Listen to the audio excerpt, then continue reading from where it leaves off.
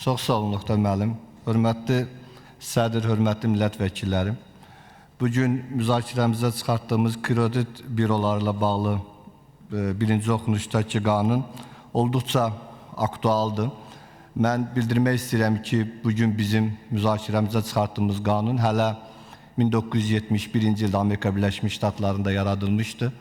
Sonra Avropanın aparıcı dövlətlərində yaradılmışdı və bugünləri biz onların maliyyə həyatına müraciət etsək, görərik ki, çox mühüm bir rol oynayıb onların iqtisadi həyatında və bayaqları Ziyad mənim də qeyd etdiyi kimi MDB respublikalarında, Qazaxıstanda, Belarusiyada, Rusiyada və Gürcüstanda artıq bu təcrübə vardır. Bu illəri 2016-cı il Azərbaycan iqtisadiyyatında olduqca təlatümlü illərdən biridir. Amma Cənab Prezidentin rəhbərliyi ilə maliyyə bazarlarında nəzarətin saxlanılması, eyni zamanda maliyyə bazarlarının nəzarət palatanın yaranması və son vaxtlar aparılan işlər bizə ona əsas verir ki, qəbul olunmuş qanunlar sonunda iqtisadiyyatın daha da möhkəmlənməsi və dinamik inkişafına gətirib çıxaracaqdır. Kredit bürolarının yaranması da maliyyə bazarlarına Nəzarət Palatasının demək olar ki, apardığı islahatlardan biridir və mən bu nöqteyi nəzərdən düşünürəm ki, qanun olduqca aktualdır və bildirmək istəyirəm ki, kredit büroları ilə bağlı Avropada İqtisadiyyat və Maliyyə sahəsində Tədqiqatlar Mərkəzi bu büroların fəaliyyət göstərdiyi dövlətlərlə göstərməyən dövlətlər arasında 40-a yaxın dövlət arasında müqayisə aparmışdır.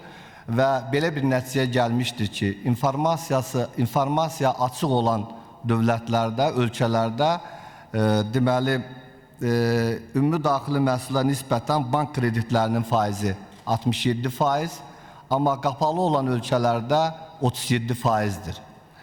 Kreditlərin risklərinə görə informasiyası açıq olan ölkələrdə bank kreditlərinin kredit riski 5%, qapalı olan ölkələrdə isə 15%-dir. Eyni zamanda kredit itkiləri üzrə əgər informasiya açıqlığı varsa, informasiya mübadiləsi varsa, həmin ölkələrdə kredit faizlərinin itkiləri 0,8%, yox qapalıdırsa 1,31%-dir.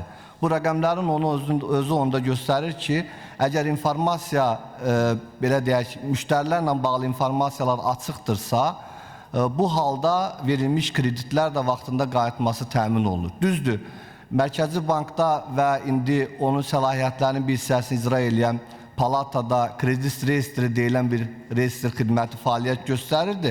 Ancaq bu, deyərdim ki, ancaq statistik rəqəmlərdən ibarət idi. Amma kredit büroları daha böyük bir məfhumdur, çünki burada vətəndaşların bütün informasiyaları orada toplanacaq. Həm ödəmək qabiliyyətli, həm onların biznes mühiti, həm kredit, belə deyək, kommunal borçları, istər telefon borçları, bütün borçlar haqqında mükəmməl məlumat olacaq və bu məlumatın nəticəsində mən düşünürəm ki, sonunda banklar daha düzgün kredit siyasəti yeridə biləcəklər və bu da sonunda həm bankların vəziyyətini yaxşılaşmasına gətirib çıxaracaq, həm də vətəndaşların. Minnətdaram diqqətinizə görə.